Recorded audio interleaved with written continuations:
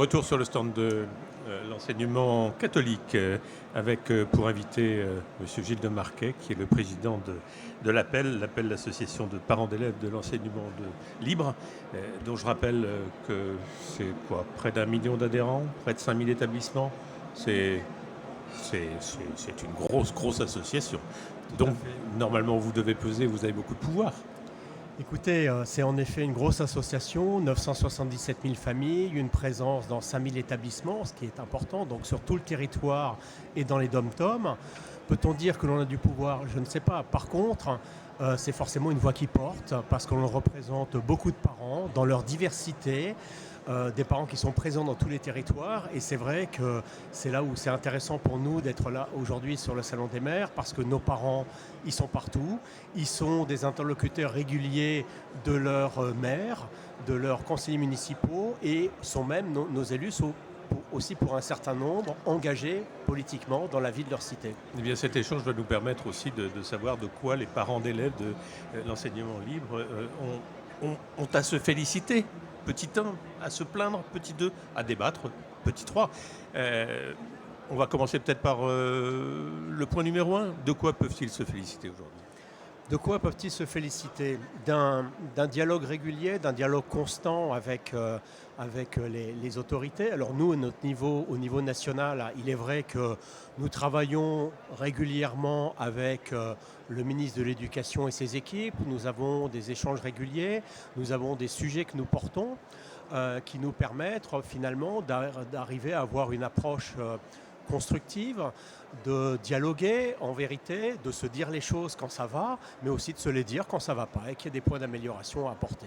Alors précisément, les points sur lesquels éventuellement il est besoin de se plaindre et pourquoi pas de débattre. Il y en a deux qui vous apparaissent peut-être, disons, les plus évidents à quelques mois maintenant d'un congrès dont on reparlera d'ailleurs à la fin de cet échange. Mais les points disons, qui font difficulté aujourd'hui, vous commenceriez par lequel? Alors, je commencerai, le premier point qui fait difficulté, c'est l'accompagnement de tous les enfants qui sont en situation de handicap. C'est un sujet sur lequel il y a eu des progrès de fait, dans la mesure où il y a eu une volonté de professionnaliser le métier d'AESH depuis quelques années, ce qui, à mon sens, donc accompagnement d'enfants en situation de handicap. Donc toutes les personnes qui, au jour le jour, accompagnent les enfants dans leurs apprentissages scolaires, qui sont dans la classe. Donc, profession qui était souvent un peu précaire, des contrats courte durée. Et donc la volonté qu'a le gouvernement de professionnaliser, de proposer des formations qui sont des choses qui vont dans le bon sens. Mais maintenant, il faut la mise en œuvre peut être parfois un petit peu difficile, un petit peu délicate. Il y a eu des PIAL qui sont mises en œuvre, l'objectif étant que chaque enfant ait une AESH ou un AESH qui soit en place quand il arrive. Maintenant, ce n'est pas toujours le cas pour des questions de ressources humaines, pour des questions de moyens. Donc, c'est une situation assez compliquée, avec des tensions dans certains territoires sur lesquels il y a beaucoup de demandes. Il est vrai qu'il y a beaucoup de notifications venant des maisons du handicap qui arrivent, que les AESH n'arrivent peut-être pas à absorber. Néanmoins... Il y a des régions qui sont plus concernées que d'autres, monsieur de Marquet? Pardon? Il y a des régions qui sont plus concernées que d'autres? Je sais qu'il y a des soucis en région parisienne, dans les Yvelines par exemple, mais c'est réparti à peu près uniformément. On a des remontées régulières qui viennent à droite à gauche. Mais il y a un sujet aussi dont je voulais parler qui là, nous gêne profondément. Il y a eu une décision l'année dernière du Conseil d'État qui a indiqué qu'il était non pas de la responsabilité de l'État, mais de la responsabilité des collectivités de s'occuper de prendre en charge le traitement des AESH sur le temps de la pause méridienne. Or, un enfant en situation de handicap, bien souvent, a besoin d'être accompagné par une personne tout au long de la journée. Oui. On peut difficilement avoir une personne le matin, une personne l'après-midi, une autre personne au milieu. Donc c'est déjà une difficulté pour les enfants. Mais la deuxième difficulté qui se pose et qui là nous pose un sérieux problème, et il va falloir que tôt ou tard on trouve une solution, est la suivante. C'est-à-dire que qui dit déporter vers les collectivités, très bien, sauf que les collectivités au passage, les collectivités locales, que ce soit les mairies pour les enfants qui sont en classe de primaire, Oui. que ce soit les départements pour les collèges ou les lycées pour les régions. Mais la difficulté, c'est que sur le temps périscolaire, que la mairie le fasse dans un établissement public, ça ne pose aucun souci.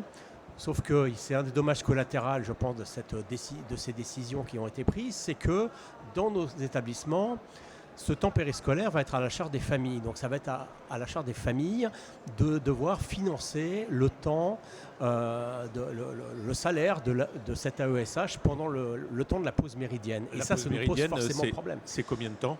C'est les 2 heures du temps de déjeuner. De temps en temps, ça peut être le soir en fin de journée également. Vous voyez, donc ça nous interpelle, nous pose problème dans la mesure où, même si on comprend qu'il y a une forte volonté de la part du gouvernement et du président Macron d'aller vers une école plus inclusive, il ne faudrait pas qu'on atterrisse à un retour en arrière pour des petites choses de ce type qui pourraient être traitées par un biais ou par un autre. On évalue ce temps qui pourrait être comptabilisé entre midi et 2 et qui serait imputable aux familles. C'est évaluable, ça ? Ça doit être évaluable. Alors, je n'ai pas les chiffres parce que nous, on est côté association de parents, mais ça doit être évaluable de pouvoir faire la somme du nombre d'enfants qui ont besoin d'une AESH sur le temps de la pause méridienne, de façon à évaluer à peu près quel est le montant du budget à mettre. Mais on parle en quelques milliers d'euros, je pense. J'entends déjà certains maires ou certains élus locaux dire c'est l'enseignement libre, donc ils peuvent payer. Qu'est-ce que vous leur répondez ? Alors, qu'est-ce que je leur réponds ? Je crois l'enseignement catholique est associé au service public d'éducation. L'enseignement catholique, il est très divers. Les familles sont extrêmement diverses au sein de l'enseignement catholique. De temps en temps, on a tendance à voir par de gros établissements bien connus, mais vous imaginez bien que les 2 millions d'élèves, ils sont dans des établissements ruraux, dans des établissements de province, de périphérie, d'agglomération, et représente aussi toute la diversité qui peut exister au sein de la population française. Je parlais tout à l'heure des points qui pouvaient faire débat ou qui pouvaient être l'objet d'interrogation de la part des parents d'élèves de l'enseignement libre. Il y a la cantine scolaire. Alors, la cantine est en effet aussi un sujet. Pourquoi ? Lorsque nous voyons de plus en plus que les 2 parents travaillent, que donc 95% des élèves vont à la cantine pendant le temps du déjeuner. Et le sujet de la cantine est un sujet important pour nous. Pourquoi ? Parce que c'est un coût qui est à 100% à la charge des familles. Je m'explique. Prenons un repas qui revient à 6,50 € par exemple. Dans l'enseignement catholique, il va être chargé aux familles pour 6,50 €, donc à 100%. Alors que dans l'enseignement public, un même repas qui revient au même prix, peut-être un peu plus cher, je ne sais pas, sera facturé à des prix complètement différents aux familles, dans la mesure où il pourrait être facturé suivant le quotient familial à 1 €, à 3 €, etc., etc.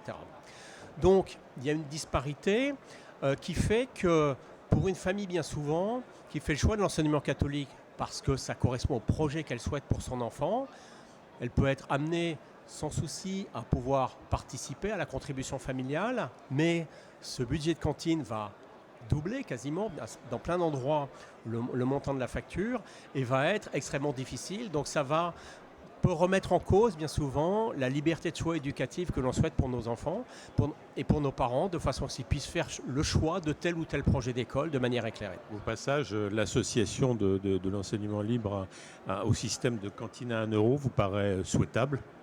Oui, si on peut être associé au niveau à ce programme de cantine à 1 €, très bien. Mais ça nécessite, il y a un gap certain.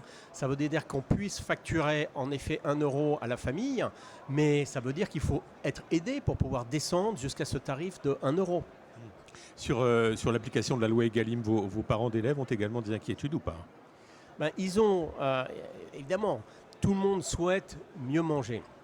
Donc la loi Egalim va apporter des nouvelles choses, mais va également contribuer à un surenchérissement du prix du repas, donc qui va peser à 100% sur la charge des familles. Donc aussi une source d'inquiétude pour elles.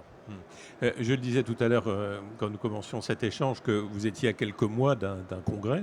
Votre congrès, il est annuel, il est tous les 2 ans, Il a lieu tous les 2 ans. tous les 2 ans. Le dernier qui devait avoir lieu à Deauville, Oui. autour d'une thématique liée aux enjeux écologiques et aux défis éducatifs, a malheureusement dû être annulé dans sa forme initiale, dans la mesure où nous étions en pleine pandémie. Donc on l'a transformé en quelque chose de beaucoup plus léger, je dirais, en forme de table ronde. Mais là, nous allons nous réunir à près de 1500 personnes à Nice au mois de mai, les 20, 21 et 22 mai à l'Acropolis de Nice. Et la thématique que l'on a souhaitée va finalement être un peu liée aussi à tout ce qu'on a vécu ces dernières années, parce qu'elle va être très autour du changement. C'est-à-dire que on s'est dit la chose suivante, c'est qu'il faut aussi que l'on puisse intégrer tout ce qu'on a vécu pendant cette pandémie, comment ça nous a impacté et comment est-ce qu'on peut répondre à ça. Et puis Éventuellement. ce congrès va avoir 2 caractéristiques nouvelles comparées aux autres. Ça va être le premier qui va être diffusé en direct. Donc on souhaite associer tous nos parents d'élèves à cette démarche de congrès. Donc on va le diffuser en direct sur nos réseaux sociaux. Première chose. Et deuxième chose, pour travailler en amont, pour préparer ce congrès, on va ouvrir à partir de fin janvier une plateforme participative pour que chacun puisse contribuer à enrichir la thématique. Donc ça va nous permettre d'avoir beaucoup plus de remontées et ça va nous permettre, le jour J, d'avoir beaucoup plus que les 1500 personnes parce qu'on incite nos appels.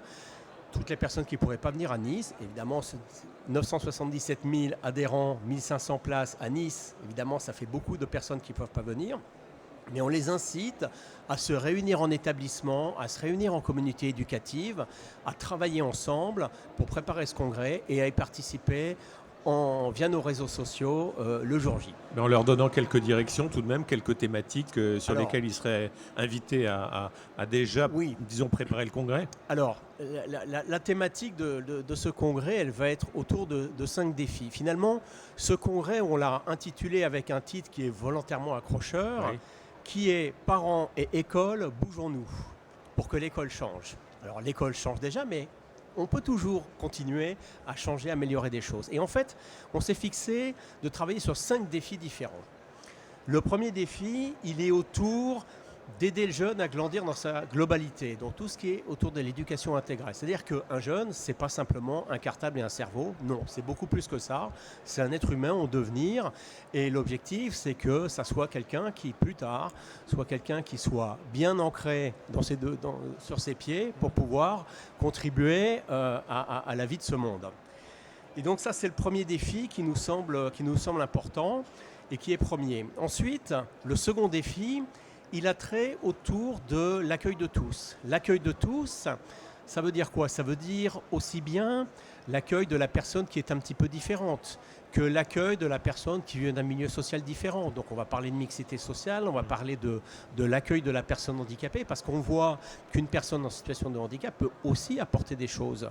Et moi, je suis convaincu, et je l'ai vu dans certains établissements dans lesquels je suis allé, de l'apport qu'apportait une personne en situation de handicap dans la vie de la classe, dans la vie de la communauté, dans les relations humaines qui se créent entre les uns et les autres. Donc ça nous apparaît quelque chose d'extrêmement important, de travailler autour de l'accueil de tous.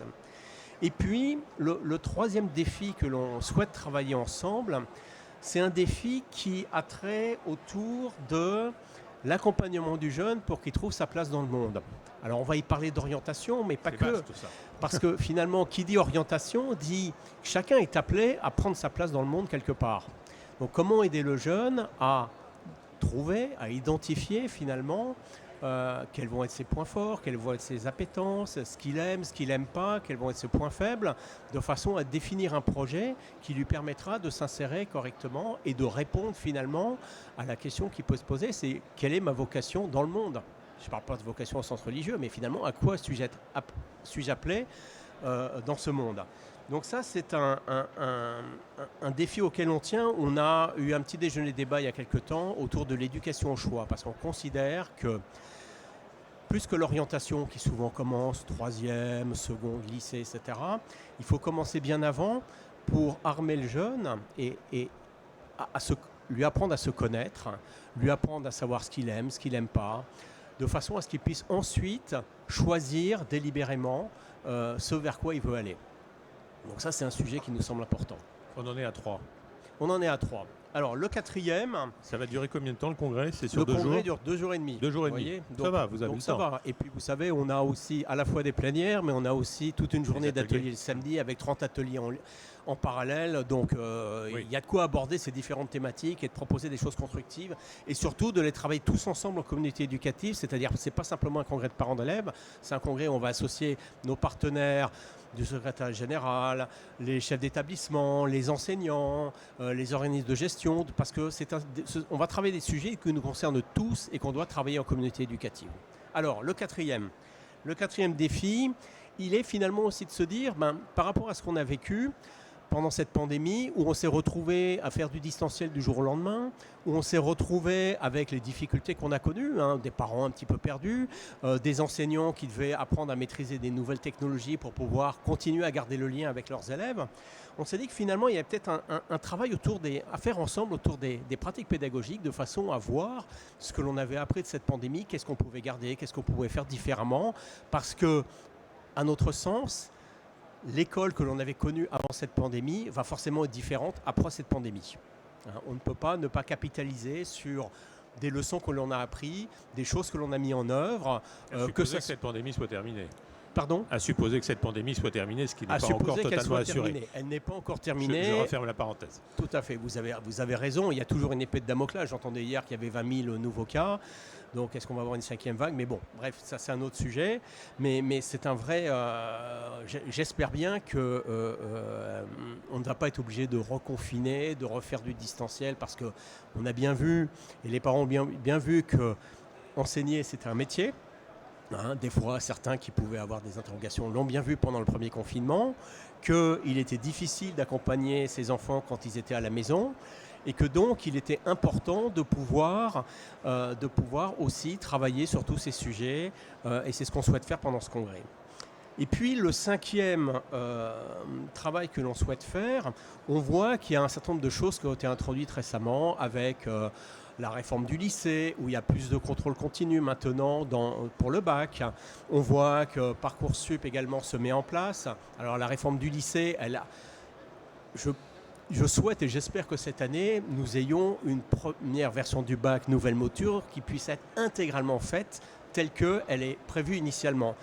Parce que ces 2 dernières années, on a vécu une partie 100% contrôle continu, etc. Donc ça a été quand même assez compliqué. Et donc on s'est dit que finalement, il y avait, et je sais qu'un certain nombre d'établissements ont commencé cela, des réflexions à avoir autour de l'évaluation. Et c'est pour ça que c'est important de le travailler tous ensemble en communauté éducative, avec les enseignants et les chefs d'établissement. L'évaluation, comment est-ce qu'on l'a fait, comment est-ce qu'on fait pour avoir une évaluation qui fait grandir, qui ne soit pas qu'une évaluation sanction, mais qui permette aux jeunes d'apprendre, de grandir, de se corriger, de s'améliorer. Et ça, c'est un sujet qui nous semble important. Et puis l'autre sujet lié à l'évaluation, alors, ce n'est pas l'évaluation des établissements qui est rentrée par la loi et qui va s'appliquer aussi dans l'enseignement catholique, mais c'est de se dire finalement, moi je viens du privé. Dans le privé, on a une culture de l'évaluation, c'est-à-dire que quand on prend une action, qu'on lance un projet, on prend le temps ensuite de l'évaluer. Est-ce que c'est quelque chose qu'on fait suffisamment, nous, quand on lance un projet dans nos établissements? On a mis en place au sein de l'APEL depuis 2 ans une plateforme permettant à chaque appel d'auto-évaluer ses pratiques, c'est-à-dire ce qu'ils font pas et qu'ils pourraient faire, de façon à ce qu'ils voient quels sont les processus d'amélioration. On veut réfléchir un petit peu sur tous ces sujets-là, parce qu'on se rend compte que chaque action ne prend pas forcément le temps d'être évaluée comme il faut, et que c'est peut-être un aspect culturel qui est à développer au sein de l'enseignement. Ça fait un beau programme de travail. Je rebondis sur quelque chose que vous avez dit et qui m'a surpris, qui a surpris le fils de professeur que je suis. Certains, avez-vous dit, s'interrogent parfois sur le point de savoir si enseigner est un métier. Alors, c'est épouvantable ce que vous dites là. Alors, c'est pas que non, je ne sais pas si on peut dire que c'est épouvantable. Je pense que c'est un peu. Lors du premier confinement, les parents se sont retrouvés pendant 3 mois à la maison avec leurs enfants. Il y a eu un assouplissement. Pardon ? Une prise de conscience ? Alors, peut-être pour certains une prise de conscience, oui, sans doute, parce qu'ils ont été amenés à suivre encore plus près que ce qu'ils pouvaient faire pour certains la scolarité de leurs enfants. On a vu qu'il y a eu beaucoup plus d'interactions entre les enseignants et les parents, par des mails, par des coups de fil, etc. etc. Des fois à toute heure de la journée ou même de la soirée, ce qui parfois pouvait poser quelques questionnements, mais je pense que par rapport à ça, il y a aussi des leçons à en retirer dans la relation entre la famille et le corps enseignant. Je vous donne un exemple, parce que je le pratique moi-même avec certains enseignants de mes enfants, c'est que de temps en temps, on a besoin de faire un point sur la progression de l'enfant avec l'enseignant ou le professeur principal. On regarde nos agendas. Ok, on va se voir en présentiel. On ne va pas arriver à se voir avant 3 semaines, un mois. Finalement, trouver un créneau dans la journée où on peut se prendre 20 minutes via une session Zoom ou Teams pour nous permettre d'aborder le point important qu'il faut de préférence aborder assez rapidement, ça ne marche pas si mal que ça. Qu'est-ce qu'ils vous disent en priorité, les parents d'élèves, vous qui les côtoyez en permanence?